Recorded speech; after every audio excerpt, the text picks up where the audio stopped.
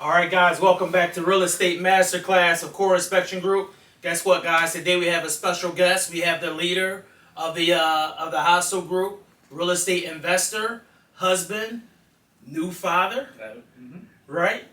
And everyone's favorite dinner guest. We got Chris Hvostal, guys. Thanks, Corwin. Hey, man, just really excited to have you on here. Guess what, guys? Here is a really fun, unknown fact.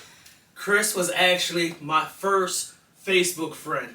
It's a real honor.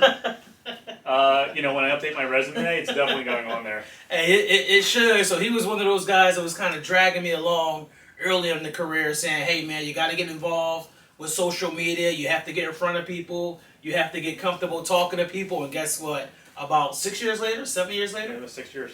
here we are running the show. So, all right, get right to it, guys. We want to ask Chris, what are the top 5 questions you should ask a realtor when buying a home? Before you hire them, once you're interviewing realtors, you're getting to know people, what are the top 5 questions you should ask them?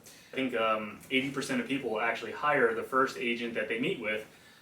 And, maybe when you're making a huge investment of hundreds of thousands of dollars, up to $1 million for some people, it's better just to, ask a few questions and make sure you're working with the right professional. Yeah. So the number one question is, how long have you been in real estate or been a real estate agent?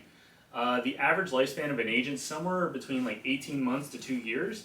And obviously someone with more experience is going to be a little bit better suited for, working with you and making sure that the whole process is super smooth. Yeah. So honestly, just asking how long have you been a real estate agent really will make a big difference in the experience you have. Awesome. Number 2, what neighborhoods do you specialize in? Technically speaking, as a Pennsylvania agent, I can go help someone buy in the Poconos. I don't know the Poconos at all. I mean, I should not be allowed to go buy in the Poconos, but my Pennsylvania license says I can. That doesn't mean I'm going to be a very good person in that. And when it comes to, say, somewhere at like an urban market like Philadelphia, where I'm based out of, everybody knows that block by block, neighborhood by neighborhood, the real estate changes dramatically. So, yeah, good point. Yep. So knowing what neighborhoods they're specializing in and doing most of their business in is going to be really helpful also for making a decision. Awesome. Number 3, do you work independently or with a team? Now, there's a lot of independent agents who are just doing this business by themselves, running their own business by themselves, doing a bang-up job. Then there's team agents who are actually working on a team. Sometimes they have a little bit less experience, but they're backed by people who have a lot of experience. Awesome. And they're not only backed by agents with experience, sometimes they're backed with admins, support staff. That actually will make your process a lot easier.